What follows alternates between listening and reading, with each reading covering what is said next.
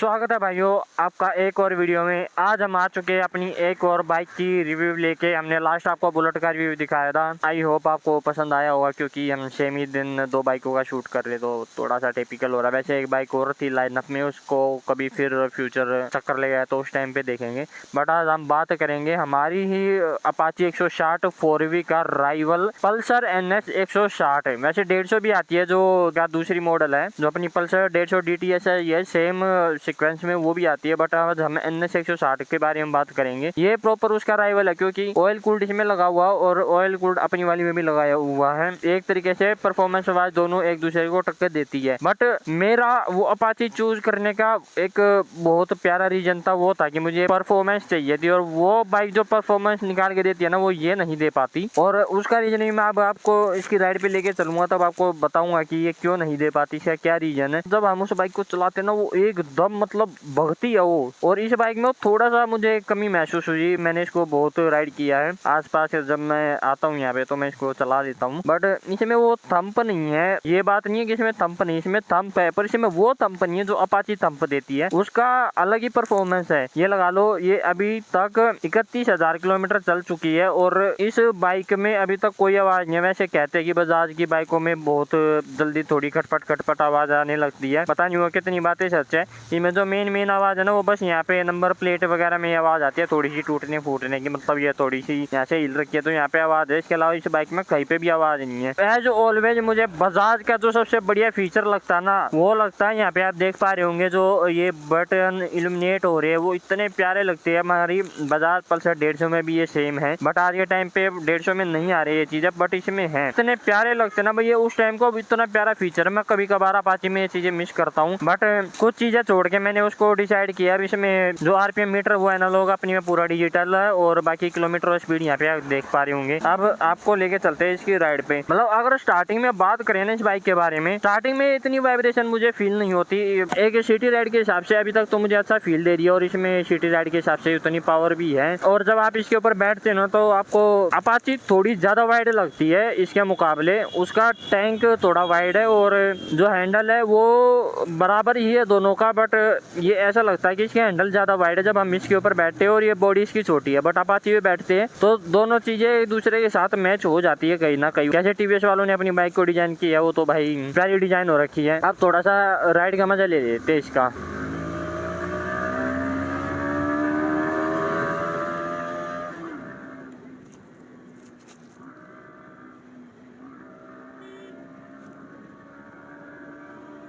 मतलब जिस थंप की मैं बात कर रहा था ना, वो थंप इस बाइक में लिटरली नहीं है।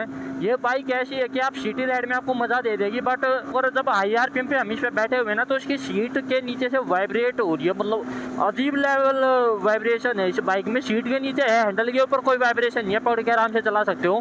बट जब ये हाई RPM पे 8,000 RPM पे जब ये चल रही है ना, तो इसके अंदर पता नहीं कि किस बात वाइब्रेशन है। खैर भगाने में तो ठीक है यार, पर जहाँ पे ये 80 के बाद चढ़ने में इसको टाइम लग रहा ना, अपाची इतना टाइम नहीं लेती। वो 100 ऐसे क्विक क्लॉक कर जाती है। उस बाइक में बस यही खास बात है कि वो 110 तक की स्पीड में ना वो चुटकियों में कवर कर लेती है। बट इसमें ये है कि 80 के बाद जाने में थोड़ा सा टाइम लग सकता है। शायद मेरे साथ पिलियन बैठा है, इसके कारण इसमें थोड़ी प्रॉब्लम हो रही है। बट विदाउट पिलियन में एक बार टेस्ट कर सकता हूँ। विदाउट पिलियन में टेस्ट करूंगा इसका। 0 to 60 भी टेस्ट हो ही जाए, दोनों टेस्ट एक साथ हो गए तो मैं टाइमर लगा दूंगा कि 0 to 60 कितनी सेकंड में चढ़ती है, और उसके बाद 100 जाने में कितना टाइम लेती है। 1 2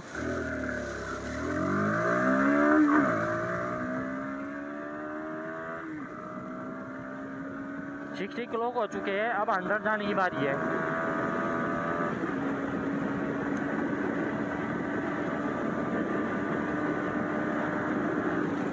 इतनी देर में 100 चढ़ी है ये। मैं इसमें डैम श्योर हूँ कि इस बाइक में पावर नहीं है। वो जो बाइक में पावर होनी चाहिए ना 160 सीसी में, वो पावर नहीं है इस बाइक में। वैसे आप अभी फ्लाई बाई चेक करो, उसके बाद आपको मिलते हैं।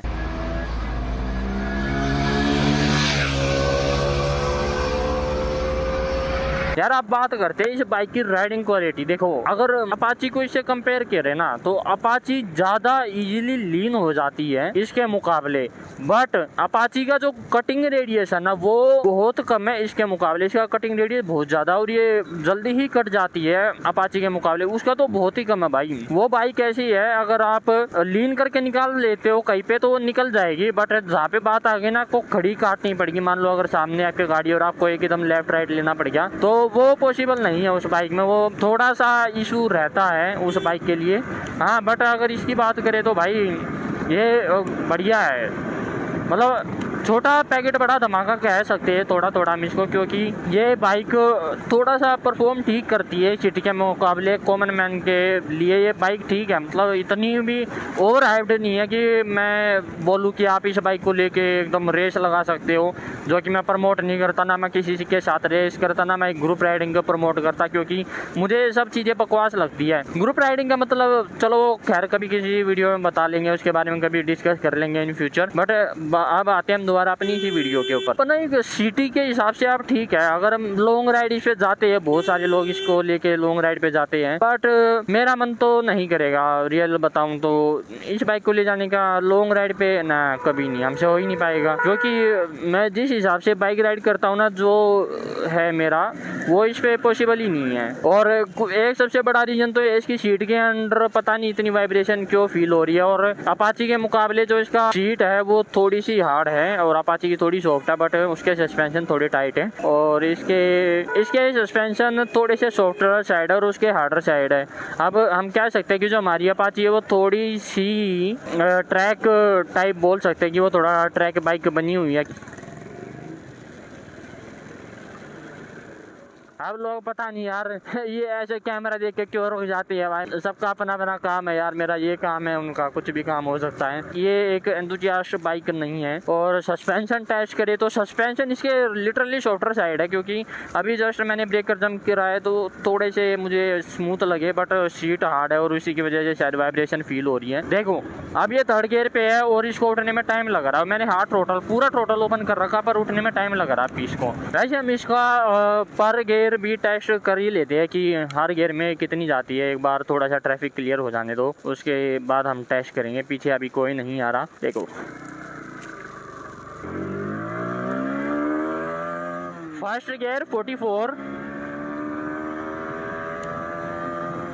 सेकंड गियर 67, थर्ड गियर में पावर नहीं है,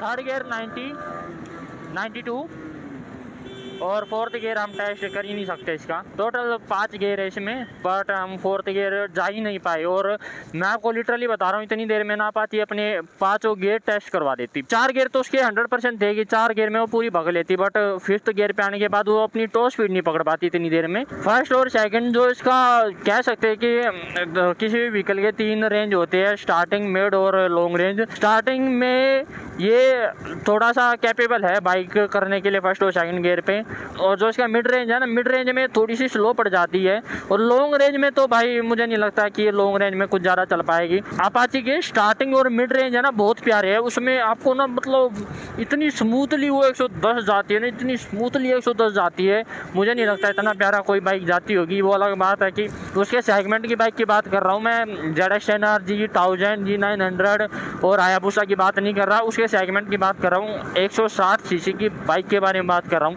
R15 की भी बात नहीं कर रहा क्योंकि मैंने अभी तक उसको टेस्ट नहीं किया है, बट मैं सिर्फ अपाची और इन दोनों बाइकों का कंपेयर एक दूसरे के साथ कर रहा हूँ। इस बात को माइंड में रखना, मतलब ज़्यादा हेट मत देना इस बात के ऊपर, गलत बात होती है हेट देना। एक राइडिंग की बात हो जाती है, जैसे कोई अपना व्हीकल है ना बहुत ज़्यादा हाइपर और हार्ड राइड करता ना, तो उसकी बाइक उसके हिसाब से ढल जाती है, या उसका व्हीकल उसके हिसाब से ढल जाता है। कोई व्हीकल उसको स्मूथ चलाता तो बाइक उसके स्मूथनेस के हिसाब से ढल जाती है। तो मुझे लगता है राइडिंग का भी फ़र्क कह सकते हैं, बट अभी तो 31,000 किलोमीटर चली है, तो मुझे नहीं लगता कि इतना राइडिंग का फ़र्क पड़ना चाहिए, बट हो भी सकता है, फ़र्क पड़ भी सकता है यानी भी।